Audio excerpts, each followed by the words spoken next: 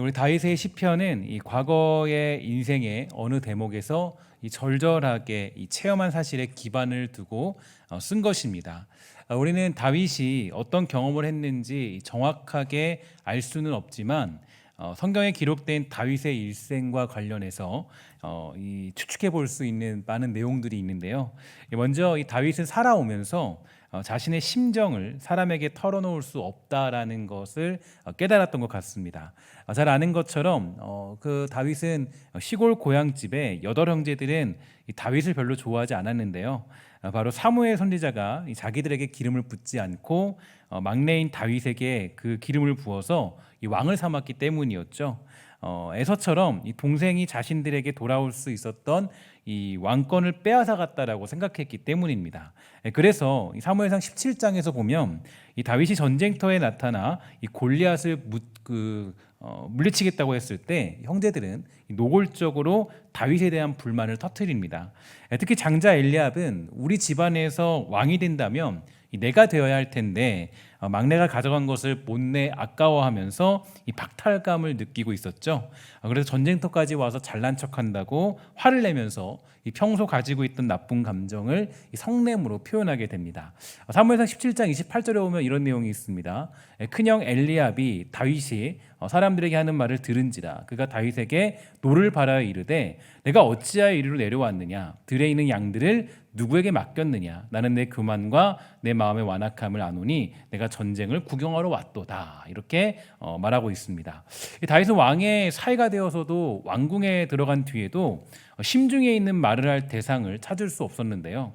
장인 사울 왕은 이 다윗을 죽이려 했고 아내 미갈 공주는 다윗을 시골 촌부의 자식이라고 이렇게 무시했고 결혼을 했지만 자신은 공주이고 남편은 일개 백성이다라고 생각했습니다. 그래서 이 다윗이 왕이 오른 뒤에도 미갈은 다윗을 계속적으로 무시했죠. 사무엘하 6장 20절에 보면 이런 내용이 있습니다. 다윗이 자기의 가족에게 축복하러 돌아오매 사울의 딸 미갈이 나와서 다윗을 맞으며 이르되 이스라엘 왕이 오늘 어떻게 영화로우신지 방탕한 자가 염치 없이 자기의 몸을 드러내는 것처럼 오늘 그의 신복의 계집종의 눈앞에서 몸을 드러내셨도다 하니 이렇게 되어 있습니다. 그러니까 다윗은 가정을 이루고 많은 아내와 자식을 둔 것은 사실이지만 역시 자기 심중에 있는 그런 말들을 털어놓을 사람은 없었다라는 것을 알 수가 있습니다. 아내들은 서로 시기 질투했고요. 자식들은 범죄했고 압살롬은 아버지의 왕권을 탐하고 반역했습니다. 이런 일 때문에 다윗은 답답한 마음이 있을 때마다 자기의 심정을 사람에게 말하지 않고요. 또 하나님께 말할 수 있는 그러한 유익은 얻을 수 있었죠. 이 사람들은 다윗의 말을 주의 깊게 듣지 않았고요. 두 번, 세 번 말하면 지겨워했고 말에도 심정을 헤아려 주지 않았습니다. 그러나 하나님은 같은 말을 100번 해도 들어주셨고 다윗의 마음을 어루만져 주십니다. 그 심정을 헤아려 주신 것이겠죠. 이 다윗은 언제나 자신의 마음속에 있는 바를 하나님께만 말씀드릴 수 있는 그러한 사람으로 훈련받게 됩니다. 오늘 우리가 보는 시편의 시작도요. 이 다음과 같은데요. 1절에 보면 이렇게 되어 있죠. 여호와여 나의 영혼이 주를 우러러 봅니다. 이렇게 고백하는 다윗의 모습을 볼 수 있습니다. 그러니까 이것을 봤을 때 이 다윗은 어떤 고통과 고난의 문제를 만났을 때에 하나님께만 그 심정을 토로하는 그러한 사람이 되었다라는 것을 알 수가 있는 거죠. 그러니까 여러분 우리가 이 땅을 살아갈 때 때로는 사람에게 배신을 당하고 또 어떤 우리가 가까운 지인들에게도 배신을 당할 때도 있고 심지어는 이 어떤 가족들에게도 그런 일들을 당할 때도 종종 만나게 되죠.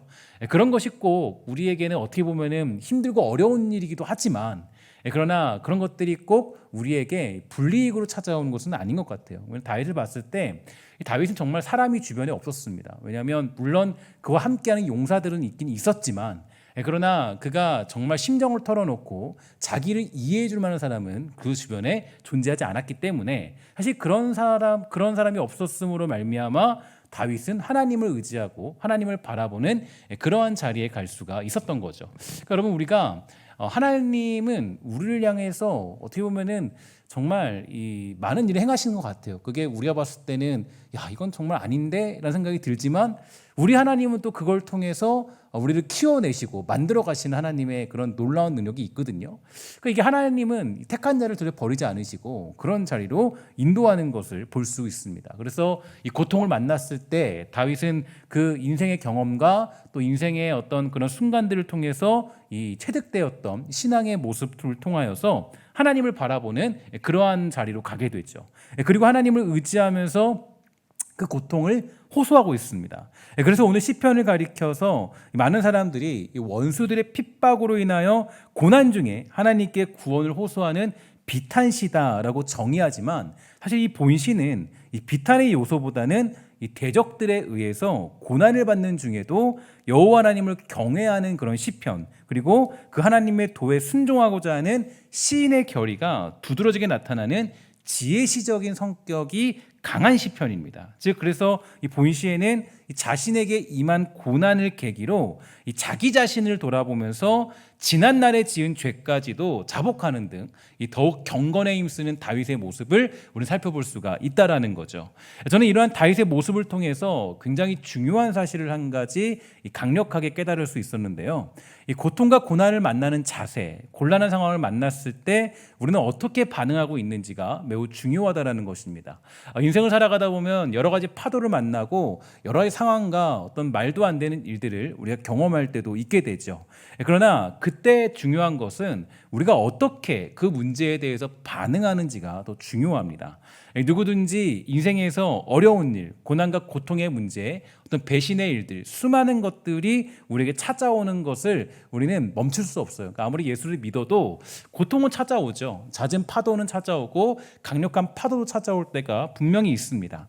이것은 피할 수 없는 길이에요. 마치 우리는 이 파도, 그 바다 속에 살아가는 사람들처럼 그렇게 파도를 계속 만나게 돼요. 만나게 되는데 그때 이런 문제를 만났을 때 어떤 사람들은 상황 탓을 하고 환경 탓을 하고 사람 탓을 합니다. 그래서 상황이 문제다. 이런 상황인데 어떻게 하냐? 할 수 없다. 환경이 이거밖에 안 되는데 어떻게 하냐? 될 수 없다. 이렇게 말하기도 하죠. 또 어떤 경우에는 사람 탓을 그렇게 많이 합니다. 저 사람이 문제고 이 사람이 문제고 저 사람 때문에 안 된다. 이렇게 말을 많이 하죠. 사실 이 세 가지야말로 우리가 고난 앞에서 가장 빠지기 쉬운 어떤 유혹입니다. 이유는 간단해요. 왜냐하면 나에게 벌어진 일들을 그렇게 그 합리적으로 보면 이렇게 합리적으로 해석하다 보면 할 수 없는 것이 분명하기 때문이에요. 이건 가장 정당한 사유예요. 상황이 이런데 어떻게 하냐, 환경이 이런데 어떻게 하냐, 아니면 사람이 저 모양인데 어떻게 하냐. 이게 바로 우리를 가장 합리적으로 정당함으로 이끌어가는 그런 어떤 이유가 되기 때문이에요. 그래서 자기 상황 탓, 환경 탓, 사람 탓하면 자기 정당화는 충분히 이루어지게 되죠. 그래서 고난과 문제 앞에서 이 상황과 어떤 환경과 사람 탓으로 이 고난의 문제를 해결하려고 할 때가 많이 있습니다. 반면에 신앙의 사람들은 어떨까요? 예수 믿는 사람들, 또 그리스도인들은 과연 어떠한 자세를 취하게 되는 걸까요? 신앙의 사람들은 먼저 어떤 일이 터졌을 때, 어떤 고난이 있을 때, 어떤 문제가 있을 때 가장 먼저 하는 방법은요, 자기 자신을 돌아보는 거예요. 나를 점검하는 거예요. 그러니까 이게 그리스도인들의 너무 중요한 자세예요. 그러니까 그리스도인들은 어떤 문제를 만났을 때 나를 점검하죠. 나의 문제가 무엇인가? 나의 어떤 죄악은 무엇인가? 나의 악함은 무엇인가? 나를 돌아봐요. 이게 바로 그리스도인들의 너무 중요한 자세예요. 내가 부족한 것은 없었는지, 나에게 문제는 없었는지, 나에게 죄는 없는지, 이게 바로 신앙인의 기본적인 자세가 됩니다. 물론 이것은 자기 자신을 자책한다는 말은 아니에요. 내가 부족하다는 것으로 고난을 정당화시킨다는 것은 아니라 자신의 부족함을 발견하고 하나님만을 바라보면서 하나님께 은혜를 구하는 자리로 가는 것을 의미합니다. 그래서 오늘 본문을 보면 7절에서 먼저 이렇게 말하죠. 내가 어렸을 때 지었던 죄들과 주님께 반항했던 잘못들을 기억하지 마시고 주의 사랑으로 나를 기억해 주시기 원합니다. 오 주님, 주님은 좋은 분이십니다. 이렇게 고백하는 것을 볼 수가 있고요. 11절에 보면 여호와여 주님의 이름을 위해서라도 내가 지은 수많은 죄악을 용서하여 주소서 이렇게 얘기를 하고요. 16절에 보면 이렇게 얘기합니다. 주여 나는 외롭고 괴로우니 내게 돌이키사 나에게 은혜를 베풀어 주소서 이렇게 고백하는 것을 알 수가 있습니다.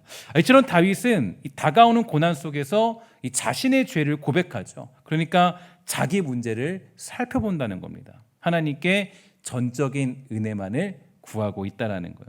이게 바로 우리들의 자세죠. 그러니까 자기 문제를 발견하는 것, 자기 부족함과 연약함을 바라보는 것. 그래서 이 기독교적인 세계관은 이 누구 탓을 하거나 상황 탓을 하거나 환경 탓하지 않는 겁니다. 언제나 어떤 상황에서도 자신을 돌아보고 이 굳건히 주어진 길을 걸어가는 게 바로 그리스도인의 세계관이죠. 그래서 다윗은요, 이 압살롬의 반역 앞에서도 아무것도 하지 않았던 건데요. 그 반역 앞에 그는 어떤 행동을 취했냐면 이 머리 숙이고 이 맨발로 울면서 예루살렘 성을 빠져나오게 됩니다. 그래서 아버지로서 이 차마 자기 아들과 싸울 수 없어서 그랬을까요? 그렇지는 않았겠죠. 그러니까 자기의 죄 때문이라는 것을 너무나 잘 알고 있었기 때문이에요. 그러니까 이 다윗이 그렇게 했다라는 것은 자신의 죄를 돌아볼 수 있는 그런 어떤 일들로 그걸 생각했다라는 거예요. 그러니까 압살롬의 반역이 그냥 이 나쁜 놈의 자식 불효하네 이게 아니라 그걸 통해서 자기의 죄를 돌아보게 됩니다. 그래서 이 시므이라는 노인이 다윗이 도망칠 때 막 다윗을 저주하죠. 신하들이 그래서 화가 나가지고요, 칼을 빼들고 가서 그를 죽이겠다고 했을 때 다윗이 말합니다. 뭐라 그러냐면 사무엘하 16장 10절에서 12절에 보면 이런 말씀이 있어요. 왕이 이르되 수르야의 아들들아 내가 너희와 무슨 상관이 있느냐. 그가 저주하는 것은 여호와께서 그에게 다윗을 저주하라 하심이니 내가 어찌 그리하였느냐 할 자가 누구겠느냐 하고, 또 다윗이 아비새와 모든 신하들에게 이르되 내 몸에 사는 아들도 내 생명을 해하려 하거든 하물며 이 베냐민 사람이냐 여호와께서 그에게 명령한 것이니 그가 저주하게 버려두라. 이렇게 얘기하는 것을 볼 수가 있습니다. 그러니까 이 다윗은 지금 이 모든 문제를 어떤 그냥 원망하거나 이런 걸 풀어낸 것이 아니라 하나님께서 그렇게 자신을 치고 있다라는 것을 다윗은 깨닫게 된 거예요. 그러니까 여러분 이게 되게 중요한 자세죠. 그래서 보면은 이제 다윗 또한 그 도망칠 때 사독 제사장이 그 여호와의 법궤를 가지고 다윗을 따라 나오게 됩니다. 그러니까 여호와 법궤는요 굉장히 중요한 의미를 가지고 있기 때문인데 이때 다윗이 말해요. 뭐라 그러냐면 다시 들어가라. 그러니까 이거를 가지고 가면은 이제 자기의 왕권이 유지되고 자기의 어떤 권위가 확보되는 거거든요. 그런데 이 사독 제사장에게 말하기를 다시 들어가라. 가지고 오지 마라. 이렇게 얘기해요. 왜냐하면 그가 이야기하는 것은 이겁니다. 그러니까 하나님이 나를 다시 왕으로 인정하시면 내가 돌아오게 될 것이고 철저히 여호와의 법궤를 움직이지 말라라고 한 사람이 바로 다윗이었어요. 그러니까 다윗은 언제나 어떤 문제가 생겼을 때 그가 가진 위대함은 여기 있습니다. 그러니까 어떤 문제 속에서 자기 자신을 돌아보고 하나님이 주시는 어떤 메시지를 생각하고 자기를 점검하는 모습들. 그러니까 이게 바로 다윗이 가지는 가장 중요한 신앙의 위대함이었죠. 그래서 고통 중에서 하나님의 뜻과 하나님의 판결에 자기 자신을 맡기는 신앙의 위대함을 우리에게 보여주고 있다라는 거죠. 4절과 5절을 보면요 이렇게 고백합니다. 여호와여 주의 도를 내게 보이시고 주의 길을 내게 가르치소서. 주의 진리로 나를 지도하시고 교훈하소서. 주는 내 구원의 하나님이시니 내가 종일 주를 기다립니다. 이런 고백을 하고 있습니다. 이 다윗은 자신을 점검하면서 회개하며 이 주님께 자신의 처분을 맡기게 되죠. 하나님께서 자신을 어떠한 자리로 인도하시든지 그것이 하나님의 뜻임을 믿고 알고 모든 것을 맡겼다라는 것을 우리는 알 수가 있습니다. 사실 다윗은요 인생에서 그러한 일들을 정말 너무나 많이 경험했어요. 처음에 광야로 쫓겨났을 때는 왜 자신이 이러한 처지에 놓였을까에 대한 그런 의문이 들었을 것입니다. 왜 지금 내가 이 모양 이 꼴이 된 거지? 왜 내가 지금 광야로 쫓겨나게 된 것이지? 라는 생각 때문에 잠을 이루지 못했을지도 모르겠어요. 그런데 다윗은 어느 날 깨닫게 됩니다. 뭘 깨달았을까요? 제가 생각해 보니까 다윗이 광야 중에 깨달은 것은 바로 이 광야야말로 다윗에게 가장 안전한 장소이자 하나님과 함께 할 수 있는 유일한 곳이라는 사실을 깨닫게 된 것입니다. 그 광야에 있을 때야 비로소 자신이 안정감을 누렸고 어떤 곳을 가도 하나님이 준비하신 손길이 있다라는 것을 그는 깨달을 수 있던 것입니다. 그렇기 때문에 그는 자신이 어떤 환경과 어떤 상황에 놓여 있다 할지라도 악한 자들로 인하여 분노는 할지언정 상황과 환경과 사람 탓을 하지 아니하고 하나님께 그 모든 처분을 맡기면서 회개하며 엎드릴 수 있던 것입니다. 왜냐? 하나님께서는 자신을 인도하시는 이유가 있기 때문이에요. 광야로 인도하시는 이유가 있기 때문이에요. 그러니까 다윗은 거기서 굳이 내가 저 사울왕 때문에 내가 쫓겨다녀, 사울 나쁜 놈 저놈 내가 잡으면 죽여야지, 그러지 않죠. 사울왕이 자신을 죽이러 왔을 때 그를 순수히 놓아줍니다. 그러니까 이 얘기는 어떤 얘기냐면 이 사울왕은 자신을 죽이러 왔고 자신의 원흉이 될 수 있는데 그럼에도 불구하고 그를 보낸다는 것은 자신을 점검하는 그 훈련이 완성되어져 가고 있음을 성경은 우리에게 말해주고 있는 것입니다. 상황이나 환경, 사람 탓을 하는 것이 아니라 자기 자신을 돌아보는 다윗의 위대함, 이게 바로 신앙의 위대함이라고 말할 수 있습니다. 그리고 하나님께 그 모든 처분을 맡기는 것, 그게 바로 우리의 믿음이죠. 여러분, 악한 자들을 만나면 우리가 분노할 수 있을까요? 없을까요? 분노할 수 있죠. 제가 예전에 분노에 관한 설교를 한 약 2주 전에 했는데, 분노라는 것은 우리에게 정당한 감정이기도 합니다. 악한 자들을 만나면요, 분노할 수 있어요. 시편에도 보면 이 다윗이 수많은 상황과 환경 속에서 분노하는 것을 볼 수가 있고요. 오늘 본문을 봐도 하나님께 그 간구할 때 악인들에 대한 분노는 이 다윗이 가지고 있다는 것을 알 수가 있습니다. 그러나 그 분노가 여러분 어떻게 돼요? 죄가 되면 안 되는 거예요. 그 분노를 내가 갚으려고 하는 건 아니에요. 이 다윗은 분노를 통해서 뭘 볼 수 있었어요? 자신을 점검하고 자신이 회개하는 자리에 이르게 된 거예요. 그런데 만약에 그 분노가 누군가를 저주하고 그 분노가 누군가를 향한 어떤 미움을 품는다거나 그 죄악을 품는다라는 것은 우리에게 옳지 못한 모습이죠. 악한 자들로 인하여서 분노는 할 수 있지만 그 분노는 해가 지기 전에 해소해야만 하는 것입니다. 다시 말해서 그 분노로 인하여서 내가 원수를 갚는 것은 우리들이 가져야 될 모습이 아니라는 거예요. 분명히 분노를 할 만한 악인들을 만날 때가 있습니다. 그러나 우리가 그런 상황을 만났을 때 그리스도인들이 가지게 되는 그런 중요한 자세는 무엇이냐면 바로 내가 하나님 앞에 과연 정의로운 사람이었는지, 내가 과연 하나님 앞에 죄가 없이 살아가는 백성이었는지, 주 앞에 깨끗한 사람이었는지, 교만한 자는 아니었는지, 이것을 점검하는 자리로 가는 거예요. 이게 그리스도인의 모습이에요. 지난주에 우리가 이 산에 오를 자가 누구냐라는 그런 다윗의 질문을 우리가 보지 않았습니까? 그러니까 이 다윗은요, 하나님 앞에 언제나 어떤 마음이 있었냐면 하나님 앞에 자신이 정말 어떤 그 공정하게 판단받는 받고자 하는 그런 마음이 있었어요. 그러니까 자기 자신을 점검하는 그 모습을 살펴볼 수가 있었다는 거죠. 그래서 어떤 상황을 만났을 때, 분노한 일을 만났을 때 그러한 순간에 우리가 해야 할 일은 자기 자신을 바라보고 우리 주님을 바라보는 것입니다. 주님께 엎드려서 모든 일의 처분을 맡기는 거죠. 그죠? 고난과 환경을 어려움을 만났을 때 그때 하나님께 맡기는 거예요. 아까도 우리 고백했지만 염려 다 맡기라, 주가 돌보시니. 그죠? 그게 우리의 고백이라고요. 하나님 앞에 우리의 고백이에요. 하나님이 하시겠지, 하나님이 이루시겠지, 이게 우리의 고백이에요. 그리고 이렇게 고난 중에 자기 자신을 돌아보는 사람은 다음과 같은 고백으로 나아가야 되는데요, 20절 21절의 고백입니다. 우리 함께 이 고백을 읽어보도록 하겠습니다. 시작. 내 영혼을 지켜 나를 구원하소서. 내가 주께 피하오니 수치를 당하지 않게 하소서. 내가 주를 바라오니 성실과 정직으로 나를 보호하소서. 아멘. 이렇게 되어 있습니다. 그러니까 하나님께 은혜를 구하고 소망으로 나아가는 것입니다. 소망의 하나님을 바라보게 되는 거예요. 이것이야말로 고난 앞에 서 있는 그리스도인의 진정한 모습이에요. 그리스도인은 고난 중에 넘어지지 않습니다. 바로 하나님께서 우리를 모든 고통과 괴로움 중에 건져주시는 분이기 때문이에요. 오늘 저와 여러분에게 어떤 고난이 있습니까? 그렇다면 지금 여러분들은 그 고난의 문제를 어떻게 해결하고 있습니까? 사람 탓하고 있습니까? 환경 탓하고 있습니까? 상황 탓하고 있습니까? 그것은 아무런 의미도 안 되고 아무런 도움도 되지 않습니다. 지난주에 제가 잠시 휴가 기간이 있어서 잠시 쉼을 가졌는데요, 쉼을 가지면서 몇 편의 강의를 집중적으로 들었어요. 근데 그중에 그 강의 중에서 이런 말이 있더라고요. 사람들은 자기 정당화를 위해 사람들을 모으고 그 사람들로 인하여서 문제에 대한 당위성을 확보하려 한다. 그렇게 저 사람으로 인해서 어떤 무한 문제들이 생긴 것이고 자신은 정당하다라는 것을 확보하려 한다는 것을 보게 되었습니다. 이것은 그리스도인의 모습이 아니죠.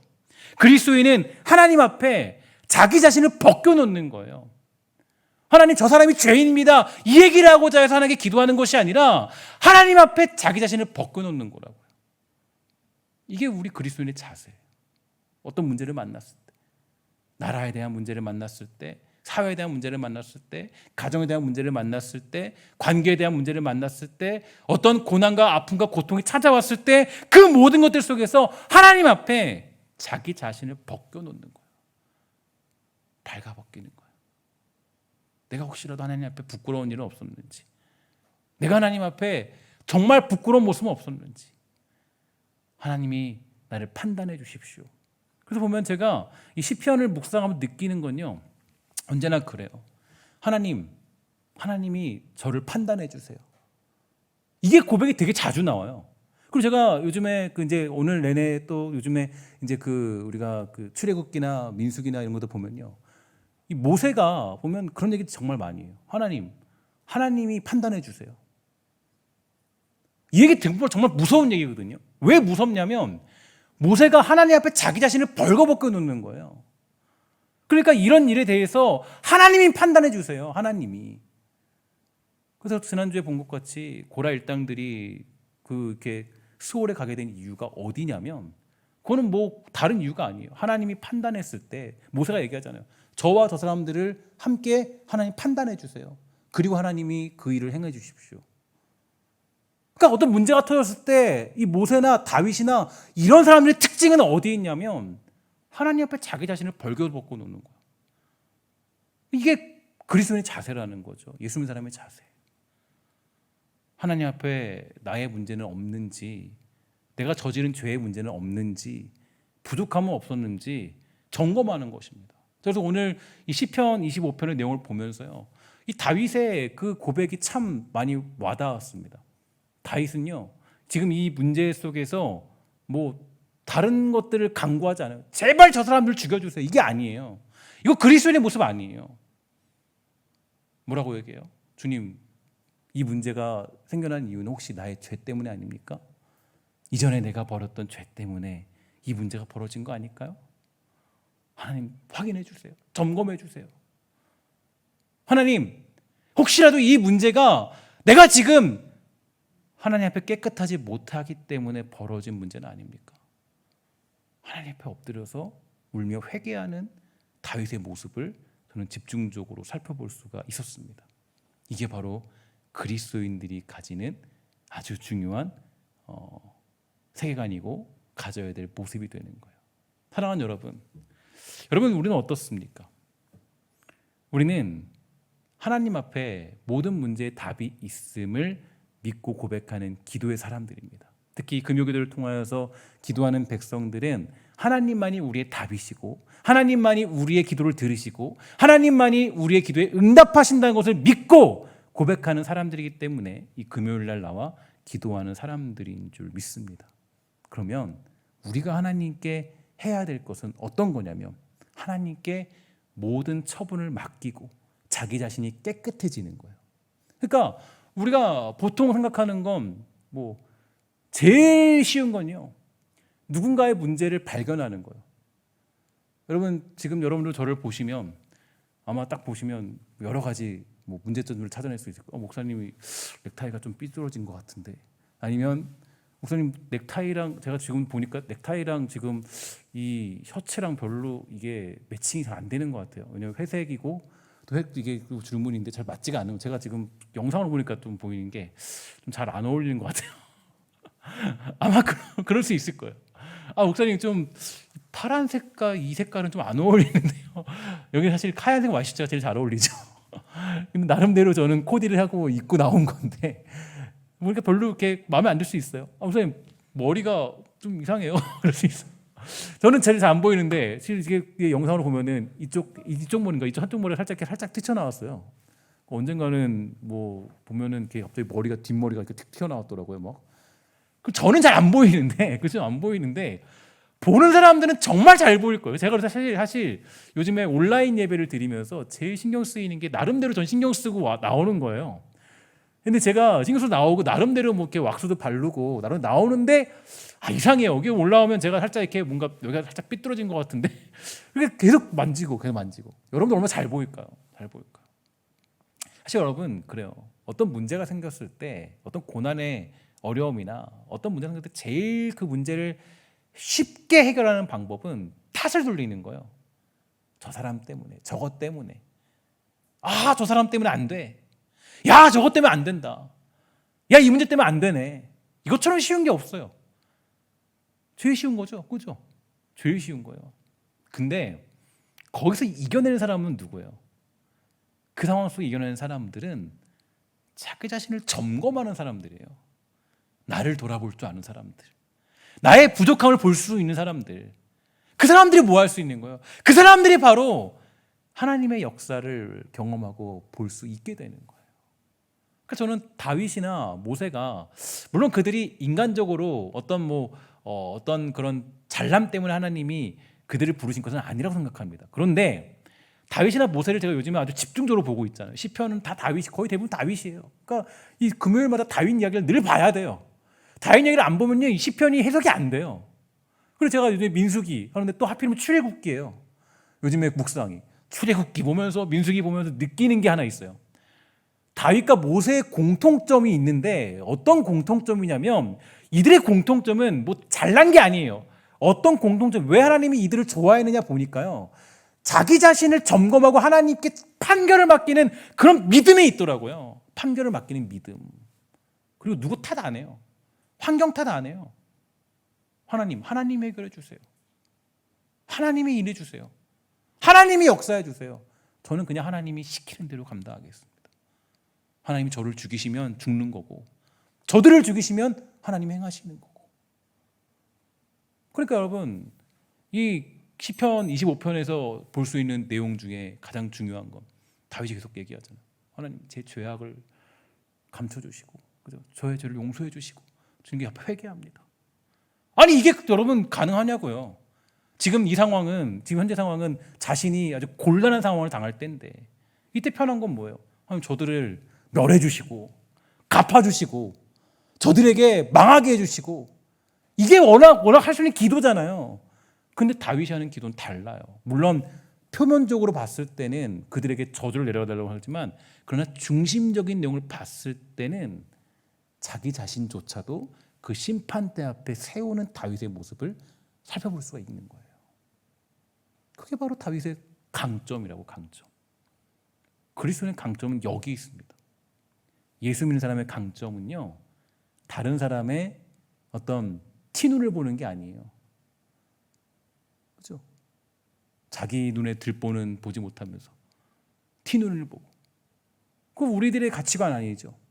우리의 가치관은 어떤 가치관이에요? 우리의 가치관은 나의 모습을 보는 거예요. 하나님 앞에 발견하고 살아가는 하나님 앞에 나의 부끄러운 모습은 없었는지. 이것이야말로 그리스도인들이 고난에 대처하는 자세가 되는 겁니다. 이런 사람들이야말로 22절과 같은 고백으로 나아가게 되는데요. 우리 함께 읽어보도록 할까요? 22절 우리 함께 읽도록 하겠습니다. 시작. 하나님이여 이스라엘을 그 모든 환난에서 속량하소서. 아멘.